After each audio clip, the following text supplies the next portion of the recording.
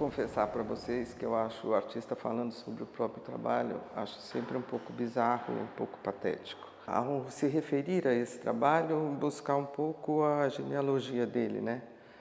Ele foi feito pela primeira vez na Nova Zelândia, em Christchurch, numa Bienal de Arte Pública. Então foi um convite, tinha uma série de artistas, acho que uns 15 ou 20 artistas, e os trabalhos eram desenvolvidos na cidade. Então, num primeiro momento, eles me deram 2 passarelas na cidade. Uma passarela que juntava uma estação de ônibus com uma espécie de centro de compras e uma outra passarela que ligava a prefeitura a um grande auditório de convenções, era uma coisa maior. Então, essa primeira passarela de pedestres sobre a rua, juntando 2 edifícios e uma outra nas mesmas condições, e eu, ao fazer essa frase inteira, "Real people are dangerous", na verdade, eu descobri que o "real people" cabia exatamente na passarela menor e o "are dangerous" na passarela maior. Isso foi um completo acaso, ou já um complô da intuição que entra no meio e você pensa que foi um acaso, não é. Mas isso acontece muitas vezes, né? Eu acho que essa conspiração da intuição do artista sempre entra, atravessa para o bem e para o mal, né? Ao fazer o projeto, desenvolvi todo o projeto com as escalas, com lâmpadas. A primeira frase, "Real people", eu pensei toda uma tipologia de letras feitas com lâmpadas tubulares, dessas de fluorescente, entre vermelhos. Era um vermelho mais pro rosa, mas era um vermelho. Desenvolvi todos os desenhos, fiz com detalhes o projeto de instalação elétrica, os reatores, a estrutura metálica para segurar essas lâmpadas nessa passarela, numa das faces da passarela.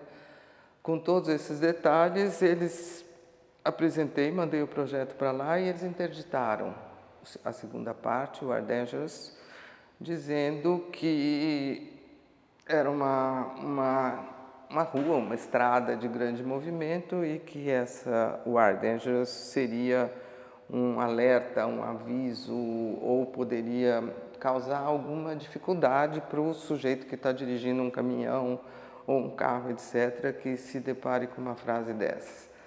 Eu reformulei o projeto, em vez de ser lâmpada fluorescente vermelha, brilhante, fortíssima, que fosse feita com adesivo no vidro, com aquela lâmpada, com aquele tipo de superfície que quando bate o farol ela reflete, o que na verdade era quase a mesma coisa, só que não era tão estridente, né?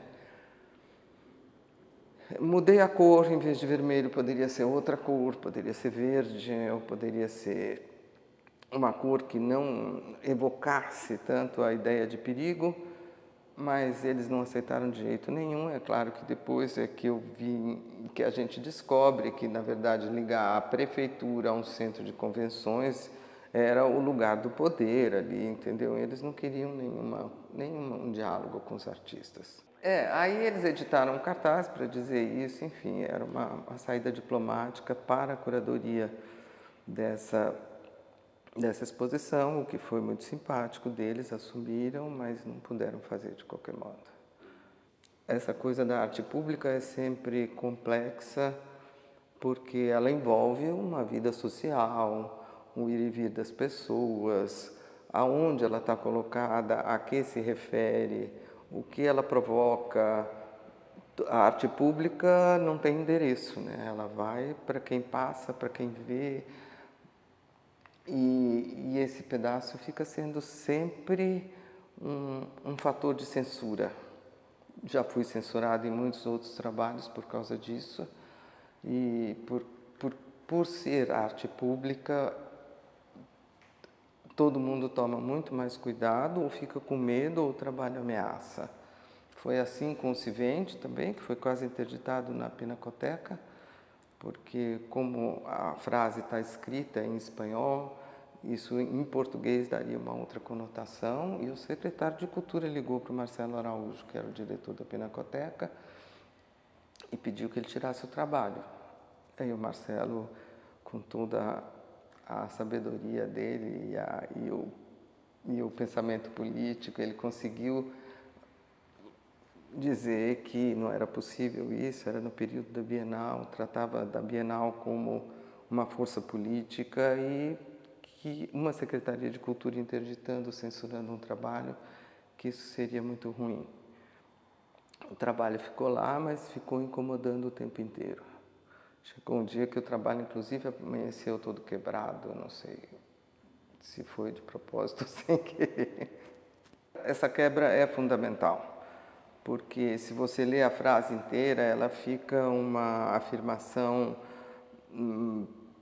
que é ameaçadora de qualquer modo, porque você pensa que pessoas são essas, né?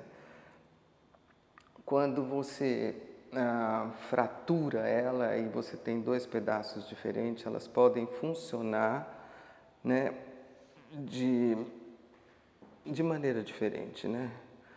A sintaxe ou a semântica dela fica mais fluida, mais quebrada, mais não direta. O discurso direto é sempre muito pesado, né? Qualquer que seja. E o fato de estar quebrada, fraturada, você cria uma certa flexibilidade nela. Você está propondo uma disjunção dos dois elementos que podem funcionar separados. E, assim, Agora a escala, agora você toca num ponto importante, que é o problema de estar num espaço público, ainda que não tenha sido realizado totalmente na Nova Zelândia, metade dele foi realizada, o Real People. Real People são sempre inócuo, né? Real People é uma maravilha. E então foi realizada essa metade. O fato de transformar isso, um trabalho que tem, para você ter uma ideia, o trabalho tinha 19 metros de comprimento por 3 de altura. E tinha quase 200 lâmpadas fluorescentes vermelhas. À noite era um foco importante e reverberava nos edifícios do lado, nas luzes, nas janelas. Era imenso. Do meu ponto de vista, era muito grande. Transformar e trazer isso para dentro da edificação e da arquitetura, se a gente está pensando nesse edifício aqui, independente de ser particular ou público, ou isso aqui podia ser uma galeria ou podia ser um centro cultural do Estado, não importa. O fato é que ela veio para dentro do edifício, tá certo? E vindo para dentro do edifício, ela, não sei, eu gosto muito de associar isso à questão da caverna. Quando o homem pré-histórico vai lá, põe a mão e deixa a sua marca na caverna, aquilo só podia ter sido feito do lado de dentro. Era uma relação de uma subjetividade muito potente e que ele precisava desse invólucro. Entendeu? Então eu acho que aqui o edifício, a arquitetura funciona como esse invólucro e coloca a relação do trabalho não é mais como uma afirmação pública, mas é como uma constituição de uma subjetividade do sujeito que se coloca diante da frase e ele toma para si e constrói o significado a partir dessa relação próxima e dessa relação da interioridade do trabalho. E as coisas também têm elementos imponderáveis. O fato desse ter sido construído como uma luz cor de laranja e que à noite isso aparece mais, remete ao fogo da caverna, entendeu?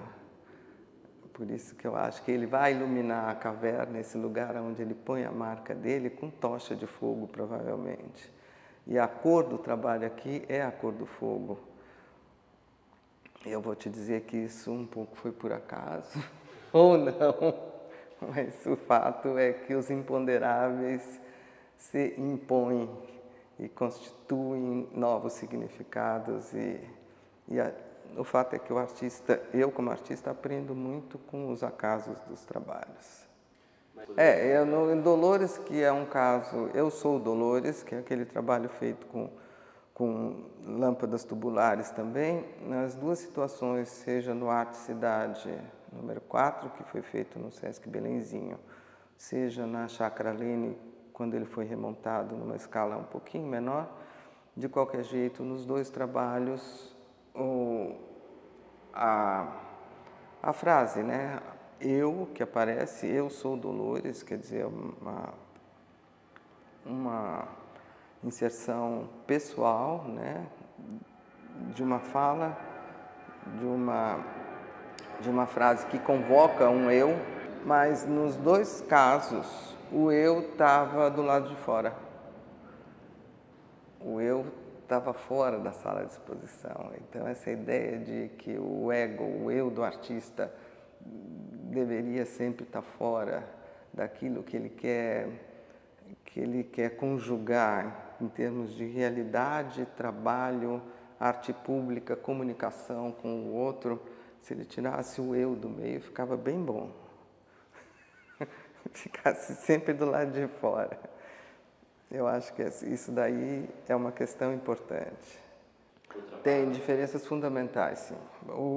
Como ele foi feito para Nova Zelândia, ele foi escrito em inglês, naturalmente, e quando chega aqui, a gente até aventou e pensou a possibilidade de traduzir isso para o português virou uma lama de complexidade, porque o real para nós tem outro sentido do que tem para o inglês. O perigoso para nós tem conotações muito diferentes. Então, o pedaço da tradução eu resolvi não me dedicar a isso, porque seria mais complexo e teria que reinventar um trabalho, né? Ou seja, fazer outro trabalho.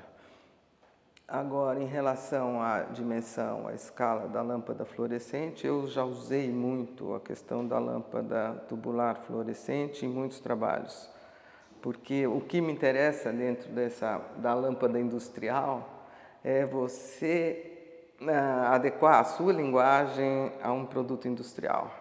Então, não dá para fazer qualquer coisa com lâmpada tubular. Eu escrevi Eu Sou Dolores em termos de linhas paralelas para poder fazer uma tipografia que fosse visível à distância e pudesse constituir um bloco de luz. Então, as lâmpadas paralelas constituíam essa luminosidade intensa, né? Já em Aurora, essa lâmpada tubular é usada de outra maneira, em Luzia também, enfim, mas de qualquer jeito, a linguagem se articula, a tipografia, a tipologia das letras se articula com o objeto pronto, com o ready-made. Então, essa ideia de que o objeto tá pronto, que a indústria produz, etc., e você simplesmente usa isso para constituir a linguagem, para mim interessa muito. Interessa muito, só que agora não tem mais lâmpada fluorescente porque foi proibido industrialmente.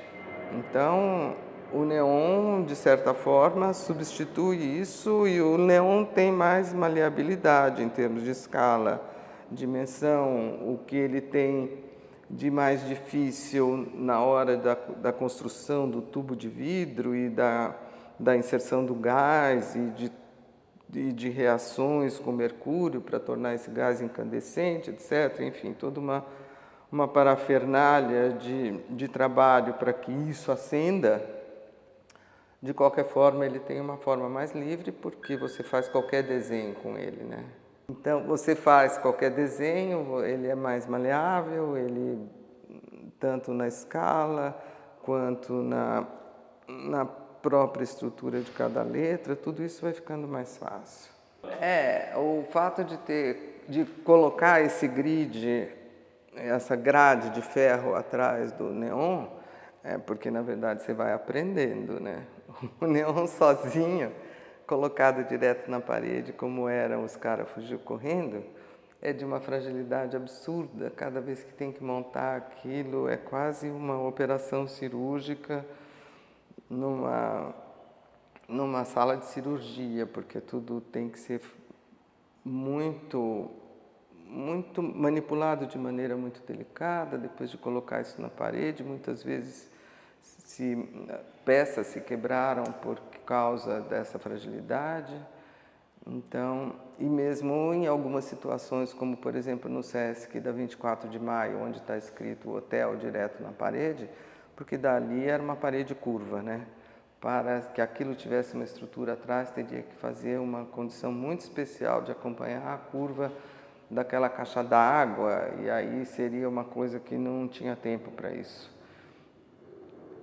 Então, aqui, o fato de colocar isso numa grade metálica estruturada, etc., facilita tudo. E é muito gostoso chegar e colocar o trabalho direto na parede, que isso é uma coisa com muito pouca história na minha vida artística, poder colocar direto na parede rápido. É sempre um processo de constituição, de diálogo com o espaço, de armação do trabalho junto com o espaço, ou de desenhar na parede. Então, eu sempre digo que eu queria ser pintora igual o Volpe, quadrinho pequeno.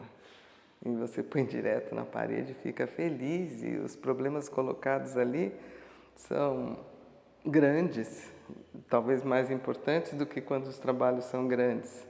E, no entanto, é uma coisa que se resolve num espaço de 30 por 40, de 25 por 50, e eu acho isso uma maravilha. Então, o desenho é fundamental, claro, ele começa por um pequeno rabisco, depois ele se estrutura como um desenho técnico com medidas e precisão e toda essa coisa, e na maior parte das vezes eu procuro deixar com que esse desenho transpareça na estrutura do trabalho. Um pouco se dá isso na arquitetura, um pouco não, é completamente isso que se dá na arquitetura, né? O sujeito faz o projeto se materializa em diferentes materiais, em diferentes circunstâncias espaciais, mas quando você entra num determinado espaço, você sente que aquilo tudo foi controlado como uma orquestra, entendeu? A dimensão da sala, a altura, as passagens, o material escolhido, tudo isso aí faz parte dessa linguagem do desenho, que se antecipa de fato à realização da coisa, mas ela se deixa ver na coisa. Isso é muito bonito, né? Mas também gosto de construção espontânea, né? Daquela tipo que vai pondo uma coisa depois da outra, vai juntando coisa que não deu certo com outra coisa melhor. Eu acho isso também, que isso também é bonito.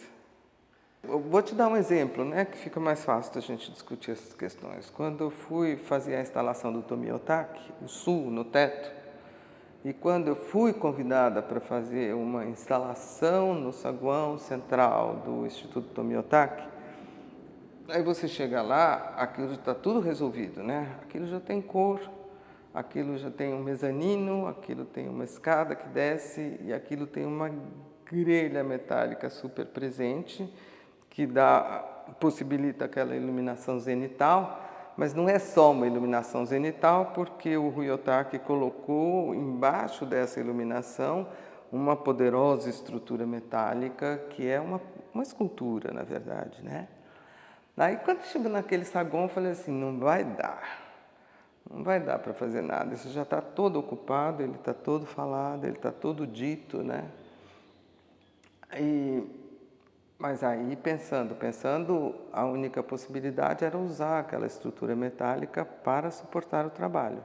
Então, foi construída uma grelha metálica que era pendurada nessa escultura que estava lá no teto desse saguão. Então, a própria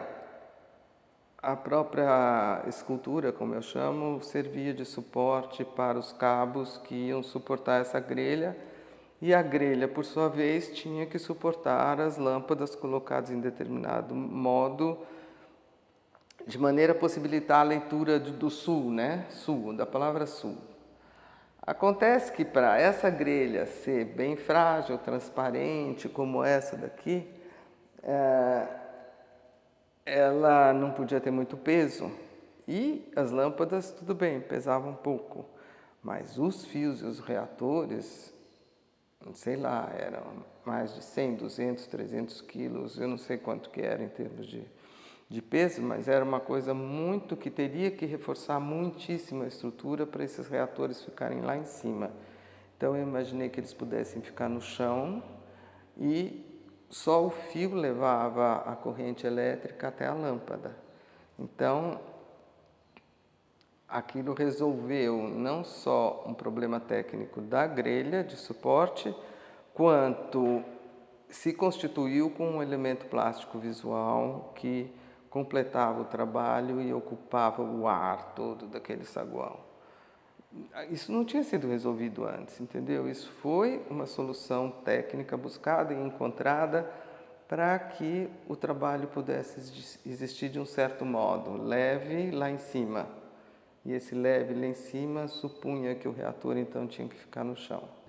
A exposição da Negra, que foi feita pela primeira vez na Avenida Paulista, né?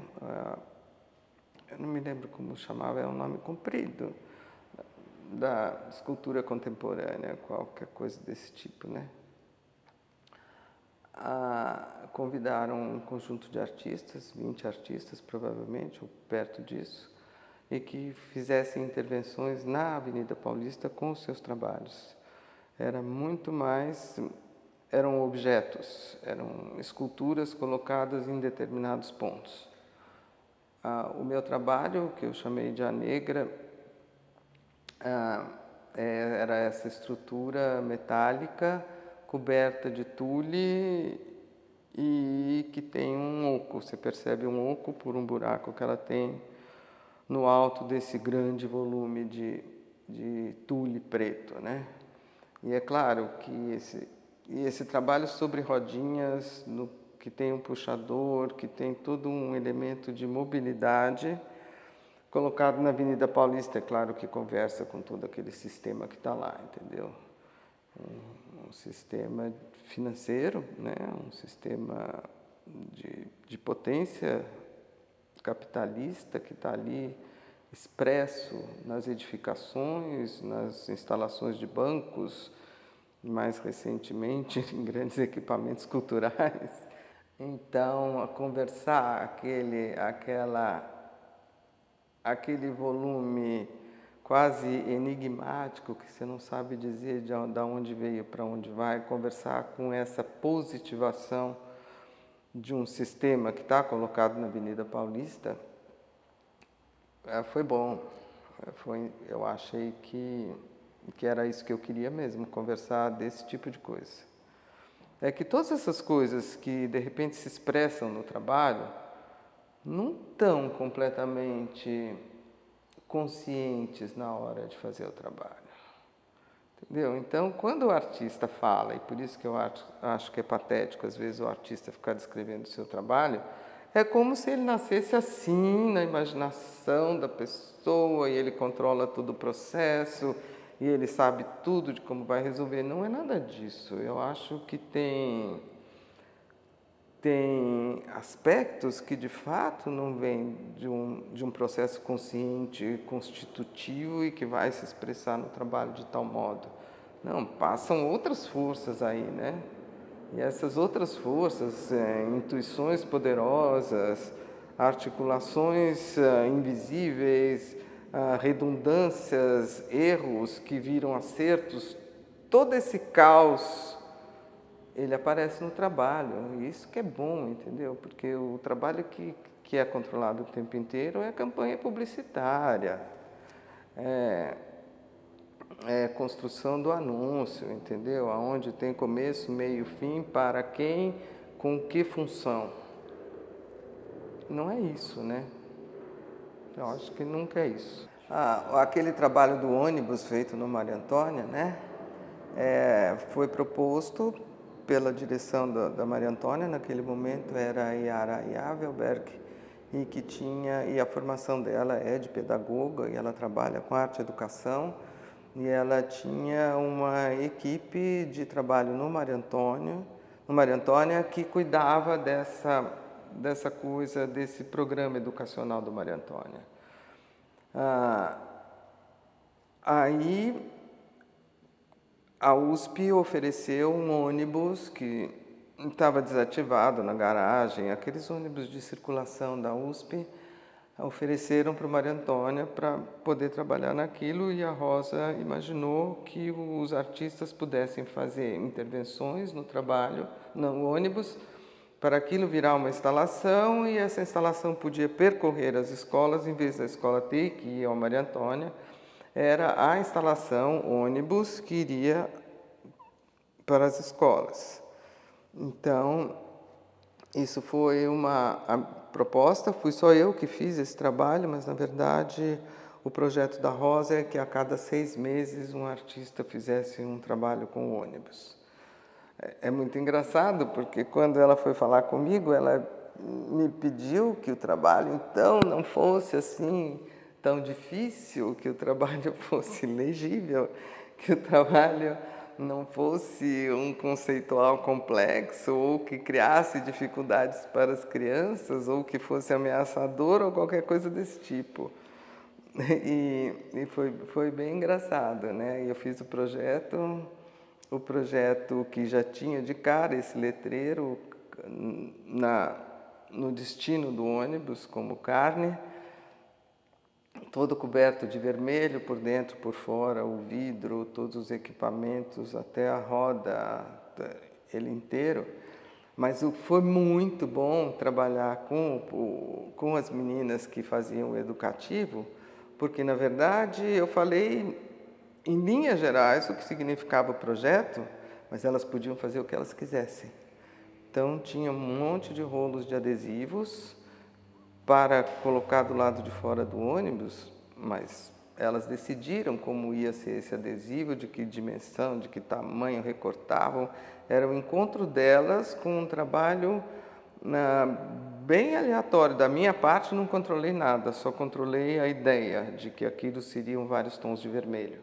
Elas fizeram como quiseram, do lado de dentro a mesma coisa, e nas cadeiras a mesma coisa, cada um fazia o que queria. Então, esse processo de trabalhar onde o outro tem a liberdade dentro de uma certa chave me interessa muito, entendeu?